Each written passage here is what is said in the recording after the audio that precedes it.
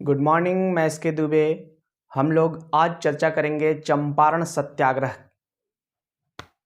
चंपारण सत्याग्रह 1917 ईस्वी में बिहार के एक जिला चंपारण में हुआ था।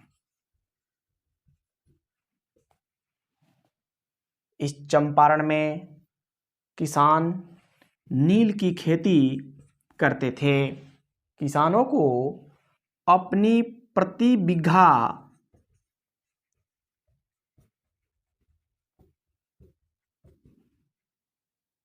3 कट्ठा नील की खेती करनी होती थी। इस पद्धति को 3 कठिया पद्धति कहा जाता था।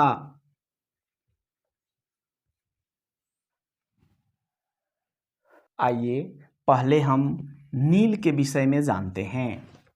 नील का पौधा होता है।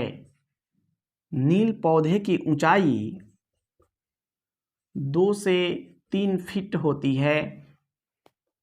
इस पौधे का पत्ती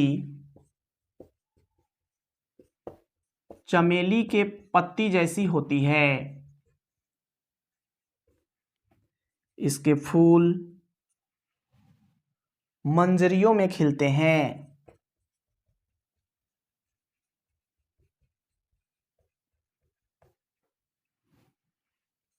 नील की फलियां बबूल की फलियों जैसी होती है।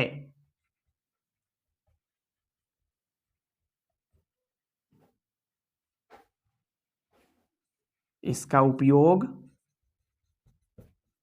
रंग बनाने में किया जाता है। नील की 300 लगभग प्रजातियां पाई जाती है। इस पौधे का मूल स्थान भारत है। भारत के अलावे यह पौधा अरब, मिस्र, अमेरिका में भी उगाया जाता है। सबसे पहले हॉलैंड वालों ने नील की कारोबार को शुरू किया।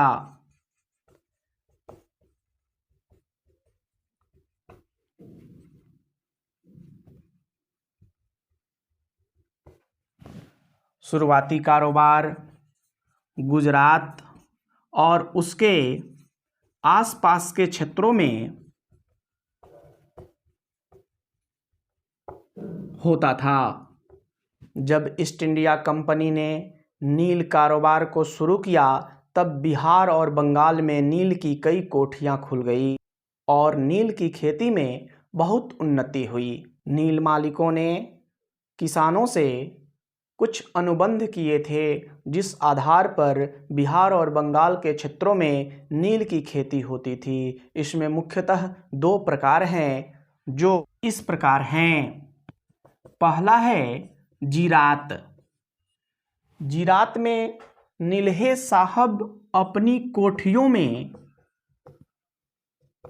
बैलों और रैयतों की सहायता से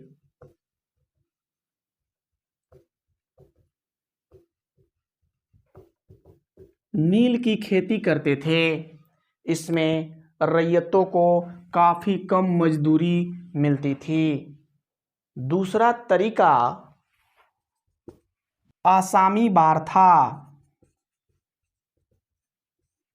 इसमें रैयतों को अपनी खेतों में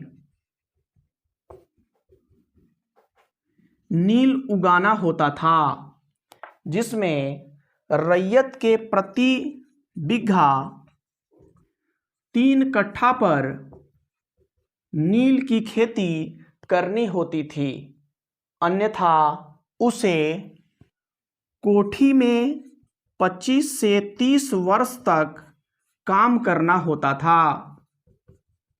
ये दोनों शर्त आसामी बार के अंतर्गत थे। चंपारण के नीलहे में सबसे क्रूर एसी एमन था, जिससे चंपारण के सतवरिया निवासी राजकुमार शुक्ल काफ़ी परेशान थे। राजकुमार शुक्ल पुलिस चौकी, कोर्ट कचहरी, समाचार एजेंसियों में जाना शुरू किए। रैयतों की बुरी स्थिति को लेकर कई हिंदी समाचार पत्रिकाओं जैसे बिहारी, सर्चलाइट, अमृत बाजार, देश, प्रताप ने कई लेख छापे। राजकुमार शुक्ल कानपुर में गणेश शंकर विद्यार्थी से मिले, जो प्रताप समाचार पत्र के संपादक थे। गणेश शंकर विद्यार्थी ने अपने समाचार पत्र प्रताप में 4 जनवरी 1915 के अंक में चंपारण में अंधेरा नाम से एक लेख प्रकाशित किया। गणेश शंकर विद्यार्थी ने राजकुमार शुक्ल को यह सुझाव दिया कि वे गांधी जी से मिले। चंपारण के नीलहो से उत्पीड़ित होकर रैयतों के प्रतिनिधि हरिवंश प्रसाद, गोरख प्रसाद, ब्रजकिशोर प्रसाद, रामदयाल साहू, पीर मोहम्मद मुनीश और राजकुमार शुक्ल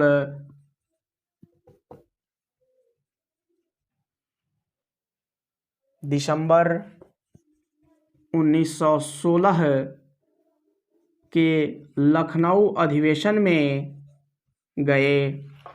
लखनऊ अधिवेशन में राजकुमार शुक्ल महात्मा गांधी से मिले। राजकुमार शुक्ल ने गांधी जी के समक्ष चंपारण के नीलहो की व्यथा को सुनाया और उनसे आग्रह किया कि वे स्वयं चंपारण चलकर अपनी आंखों से इस दुर्दशा को देखें। महात्मा गांधी ने आश्वासन दिया कि मैं चंपारण आऊँगा। गांधी जी 9 अप्रैल 1917 ईस्वी को राजकुमार शुक्ल के साथ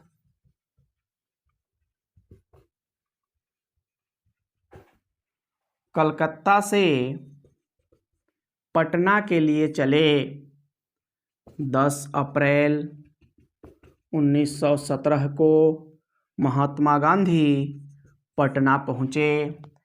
पटना में मजहरुल हक से उनकी मुलाकात हुई। रात्रि 10 बजे गांधी जी मुजफ्फरपुर पहुँचे। मुजफ्फरपुर में जे.बी. कृपलानी और कई कांग्रेसी नेताओं के साथ छात्रों तथा चंपारण के किसानों ने गांधी जी का स्वागत किया। गांधी जी 15 अप्रैल 1917 ईस्वी को मुजफ्फरपुर से दरभंगा होते हुए मोतिहारी पहुँचे। गांधी जी चंपारण आते ही किसानों से मिलना शुरू किया। उनके अन्य सभी साथीगण किसानों से प्रतिदिन सुबह मिलना शुरू कर देते। जून 1917 तक गांधी जी 4000 किसानों से मिलकर उनकी रिपोर्ट को तैयार कर लिए। हालांकि चंपारण आते ही उनके कार्य को गैर कानूनी साबित किया गया, परंतु बिहार के उपराज्यपाल एडवर्ड गेट ने उन्हें वार्ता के लिए बुलाया और फिर एक जांच कमेटी के गठन की बात की, जिस कमेटी का नाम चंपारण एग्रेरियन कमेटी था। इस समिति के सदस्य महात्मा गांधी भी थे। चंपारण एग्रेरियन कमेटी ने तिनकठिया प्रणाली को समाप्त करने की सिफारिश की।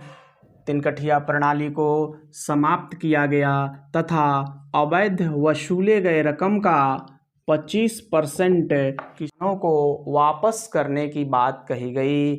गांधी जी का यह सत्याग्रह सफल सत्याग्रह रहा।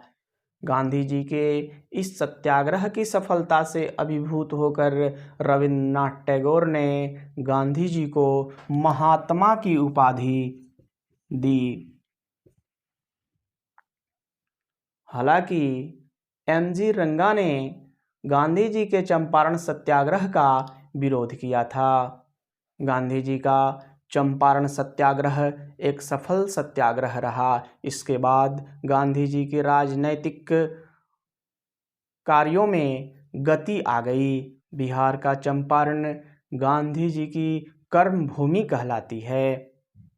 इस प्रकार हम लोगों ने चंपारण सत्याग्रह की चर्चा की। इसके बाद खेड़ा और अहमदाबाद मिल मजदूरों के आंदोलन की बातें होंगी।